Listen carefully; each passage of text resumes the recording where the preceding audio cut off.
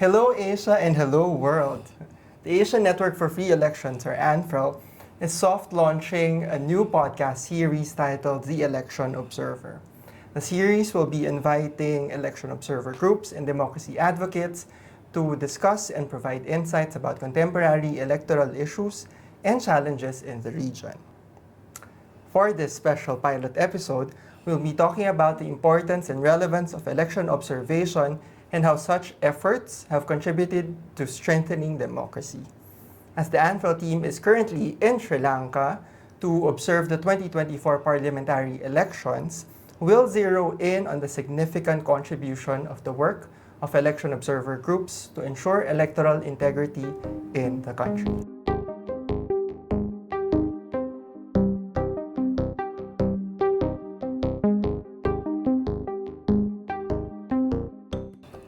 With us today is ANFREL Executive Director, Ms. Brizza Rosales. Hi, Brizza. Welcome to the show. Thank you, John, for having me. Let's get into it now.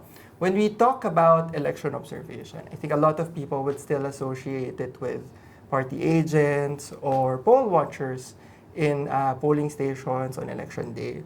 I think that's still very much how it is today. That's how it is being done.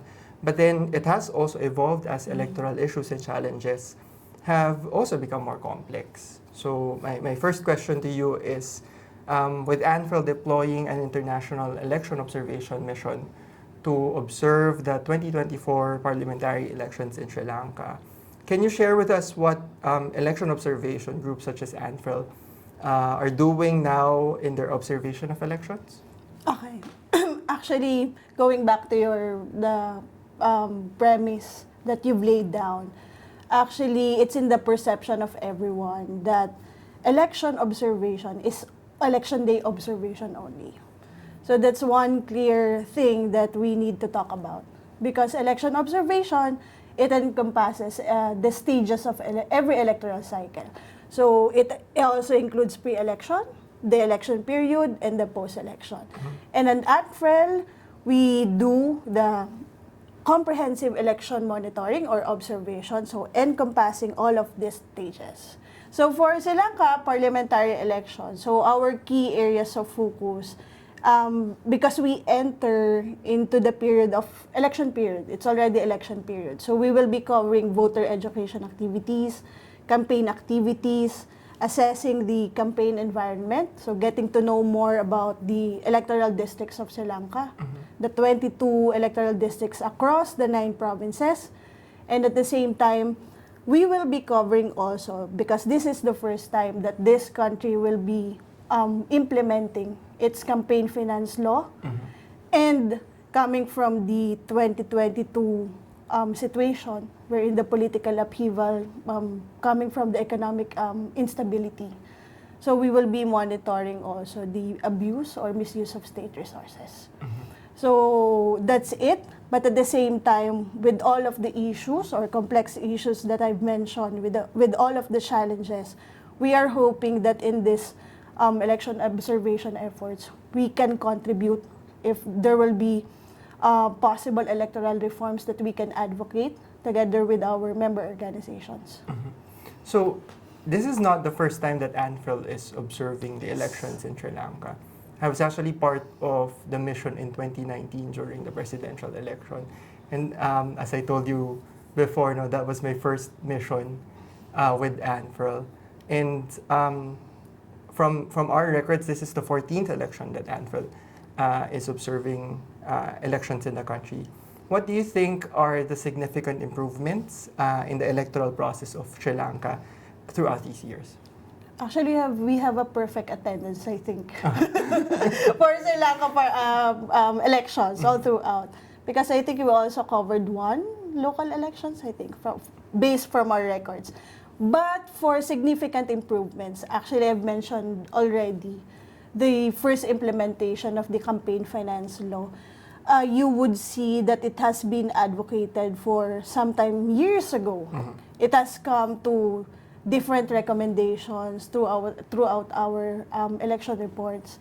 And we are happy that they will be implementing this law, finally, at least to level the playing field among the political parties and candidates. And actually, we've seen the initial implementation during the presidential elections, so just this September. So we are looking for more, especially the achievements that it made, especially that right now this is the period, or actually past the period that the candidates during the presidential elections, they have already submitted their reports. So it is something that we can take a look. And at the same time, for these parliamentary elections, we are hoping that these candidates will be submitting truthfully their campaign expenditures. So, ANFREL as a member organization also has members here in Sri Lanka, like ANFREL and Yes. CMEV. How do you think the engagement of ANFREL together with its members have contributed in the significant improvement that you have observed in Sri Lanka? Actually, they have been so instrumental because, of course, in election observation, we cannot do it alone. And we are existing in a regional capacity. Without them, it will not be effective to lobby, especially with all of the recommendations that we are mentioning in our electoral report, especially the campaign finance law that strides on the improvement of voter registration and the inclusion part. So that's another one. Actually, that's another improvement. So they have been so instrumental, PAFREL and CMEV, to push for electoral reforms despite the political instability and economic instability last time. But at least last year, they made it to the point that a new law has been passed. That's good. Lastly, how do you think ordinary citizens could help in the efforts of groups such as ANFREL? Actually, I would want to go back to the very essence of election observation, because in election observation, this is in our ability. Actually, our mandate, there lies our ability to boost the public confidence, the public trust.